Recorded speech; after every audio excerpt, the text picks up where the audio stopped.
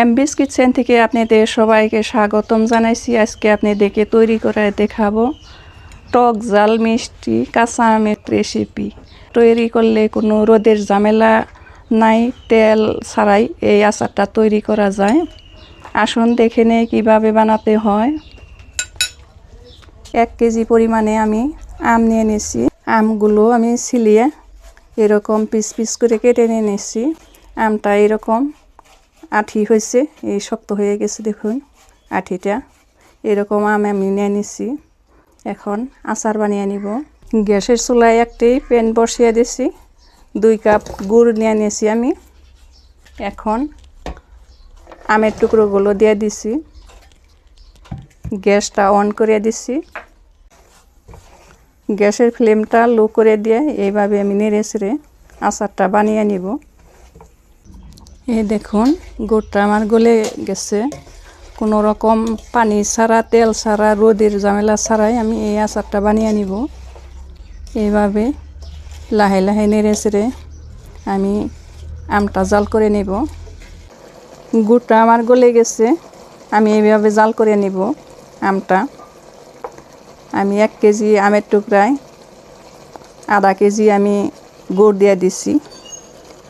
এখন আমি 1 চা চামচ মরিচের গুঁড়া দিয়ে দিছি, 1 চা চামচ পাঁচফোড়নের গুঁড়া দিয়ে দিছি, 2 চা চামচ বিট লবণ দিয়ে দিছি, 1 চা চামচ এসিটিক অ্যাসিড দিয়ে দিছি। এই দেখুন এই টেমার থেকে দিয়ে দিছি এসিটিক অ্যাসিড। আপনারা এসিটিক অ্যাসিডের পরিবর্তে ভিনেগার 50 ml দিতে পারবেন। সোডিয়াম বেনজয়েট দিয়ে দিছি 1 গ্রাম। চা চামচের 1 চামচ হলে 5 গ্রাম হয়, সেই পরিমাপে আমি দিয়ে দিছি। 1 কেজি আচারে 1 গ্রাম দিতে হয়। ভালোভাবে নেড়ে চেড়ে মিশিয়ে নেব।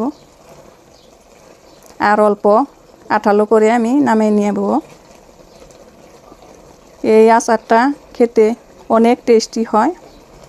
কোনো রোদের ঝামেলা লাগে না, কোনো ধরনের তেল লাগে না। আচারটা আমার হয়ে গেছে, নামিয়ে নিব। এই দেখুন আঠা আঠা হয়েছে, নামানোর পরে আরও আঠা হবে। এখন গ্যাসটা অফ করে দিচ্ছি। এখন আমার আচারটা ঠান্ডা হয়ে গেছে। এরকম একটি কাচের বয়মে আমি আচারটা উঠিয়ে নিব। কাচের বয়মটা ধুয়ে ভালো করে শুকিয়ে নিতে হবে।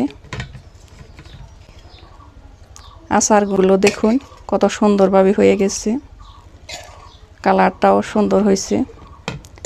এখন আমি এই বয়মে উঠিয়ে নেব।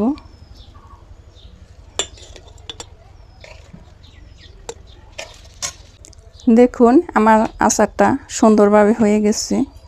এই দেখুন এই আচারটা বানিয়ে 1 বছর জুড়ে সংরক্ষণ করে খেতে পারবেন।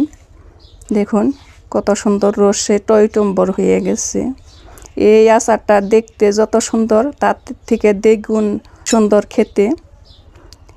এই রকম সহজ রেসিপি পেতে আমার চ্যানেলটা সাবস্ক্রাইব করুন, লাইক করুন, কমেন্ট করুন, বন্ধু বান্ধব সবার সাথে শেয়ার করুন। ভিডিওটা দেখার জন্য ধন্যবাদ।